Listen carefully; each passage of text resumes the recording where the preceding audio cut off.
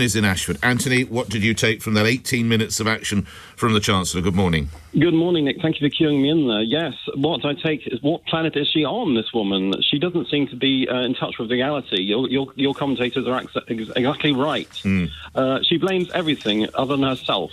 Reform, the Tories, the mini-budget. She didn't even say which mini-budget. Liz Truss, it goes on and on. Does she not see that the blame lies with her total incompetence, the person she sees in the mirror in the morning? What did you want her to say?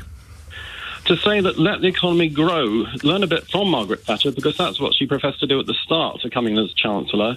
Stop taxing. She's like Fergie, she just can't stop spending. And she wants us to write out another cheque to buy her off. No, someone just said years ago. Certainly not. Someone famously said no. I think what we can take from it, certainly, Anthony, is that I don't know which one, probably income tax, but taxes are going to go up. That is plain as the proverbial nose on your face now, isn't it? Indeed. I would say to her, just give us a clue. Do you remember that programme years ago? She just hasn't got a clue.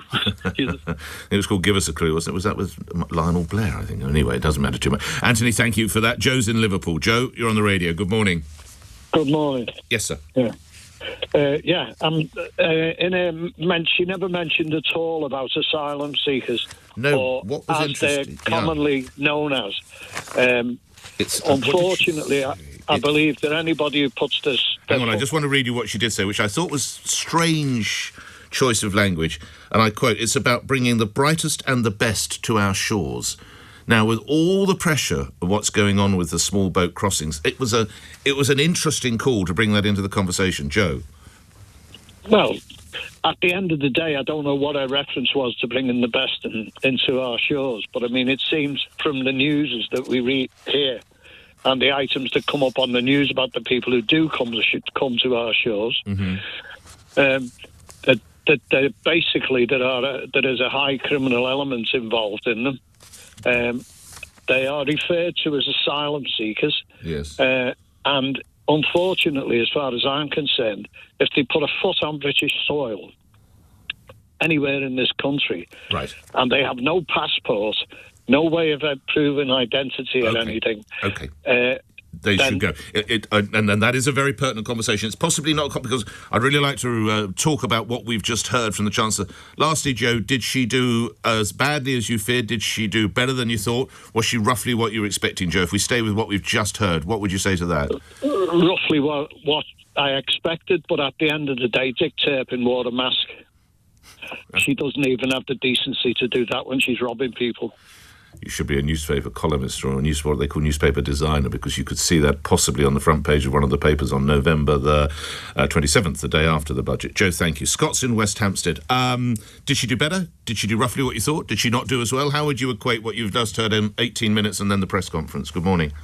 Hi, Nick. I was glued to the radio listening to that speech. I like the speech. Okay. I like honesty and brevity. I mean, I'm an old-age pensioner. Mm-hmm. I'm 75. Mm-hmm. I'm happy to pay more taxes. I had a letter the other day from the DWP, Department of Work and Pensions, saying that I was going to get a £200 fuel allowance for this year. I didn't have it last year. And I don't need that fuel allowance. And you know what? I don't need the triple lock payment every year either, because I've done well the last 2 or 3 years. Not every pensioner has, Scott. Right. No, but I'm happy to. I've got a good income. It's above the national average. And, we all need to tighten our belts. And I was pleased with the speech. And I know that I'm going to pay more taxes. I'm downsizing anyway. I'm selling up and moving out of London because... Okay, but Scott, sir, not everyone. And well done. And this obviously reflects a lot of work and a lot of graft you put in, that you've got this kind of pension and you've got a house that you can... And I'm delighted for you, and you don't need your 200 quid for the winter. Not everyone is like that, Scott, and a Chancellor has to speak to everyone, not people who have put in a shift like you. I'm not saying you haven't, but are in a fairly good position. Scott? No, I agree that the people who need the help, and I think what I heard from that speech was that, there aren't going to be massive cuts of people who need the help, although she didn't explicitly say that. But, yes, I think that the people who can afford to pay a bit more, I don't want to see millionaires leaving the country, and so I know that's happening. But, yes, there are a lot of people like me who are reasonably well-off pensioners who have done okay in their lives, who can afford afford to pay a bit more. Not pensioners who really need it. That's different. OK. Where are you going, sir? You say you're selling up in West Hampstead. Where are you off to, might I'm moving. I think I've spoken to you before about I've certainly spoken to Sheila Fogarty. Worthing, that's where I'm going. The South Coast. I want sea, and I want to be walking in the South Downs for the rest of my life. Sounds absolutely blissful. I happen to know Worthing. I've been there a couple of times. Enjoy. You've certainly got the sea and you've certainly got the Downs. Just coming back, you made a point. Yes, here we are.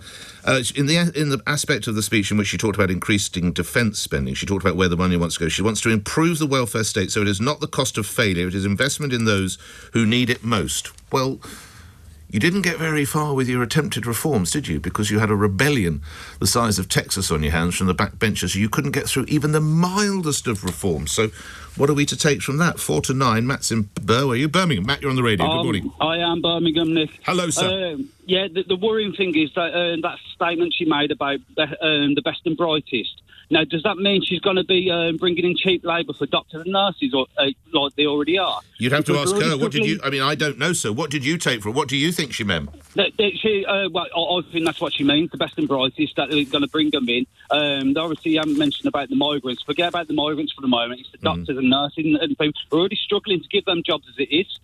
Well, this bit came after she talked about a rushed and ill-conceived Brexit and a pandemic that left the country underprepared. She then went on to bringing the brighter... I think it is about sort of kick-starting the economy, she was trying to say. Matt? I'm sick and tired of the government blaming everything on consecutive governments. Yeah, they mucked up, they did, and blaming everything on reform, for everything they've said to kick off a few things. It's their job. At the end of the day, take responsibility for the job you've been given and do something about it, and listen to the people on LBC, the experts who are ringing in and saying about invest and lower taxes and everything. No, I hear what you say. Matt, strong points, well put, thank you. Please excuse me moving on. Only a minute or so more before we give you 2 minutes actually, we'll give you a news update, so let's get some more voices on. Marilyn in Chadwell Heath. Did she do better than you thought? Not as well as you thought. Go on. Hello, Nick. Hello. What it is with Rachel, I hate to be unkind, but I just don't like the sound of her voice. I know it sounds really horrible. You don't want to be unkind, but you don't like the sound. No, I know. And also, she sounded like she'd been sort of programmed. She sounded like Keir Starmer, the same patter that Keir Starmer talks. She sounded just exactly like him. And also, why do they keep, like I agree with all the other callers, why do they keep bringing back old times? We have to move on. She shouldn't keep bringing up the Conservatives. Well, if it is her belief that the economy is bust because of Liz Truss, the pandemic, a poor Brexit, is she not allowed to say that, Marilyn? What do you think? No, we should move on. She should just say, look, yes. Yes, she should move on. Okay, lastly, you question her delivery, let's put it like that. Yes, the delivery was the same as if someone has... they get voice coaches. Yes, of course. That obviously, if you listen, she sounds exactly the same as if she was like a female... Keir Starmer. Lastly, who is the last politician you had whose delivery or voice you really liked? When he or she started speaking, you thought, actually, I really warm to what they're saying. Can you remember one? Yeah, I liked Rishi Sunak. Rishi Sunak. And I like Boris. And you like Boris Johnson. Okay. Yeah. Interesting. All right, thanks for the input on that, Marilyn. Have yourself a good day. Delivery doesn't get there for Marilyn.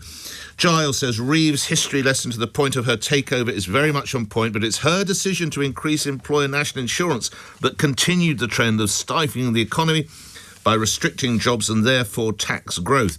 Sham simply says, lies, lies, lies. Politicians can say any drivel. There is no accountability nor consequence.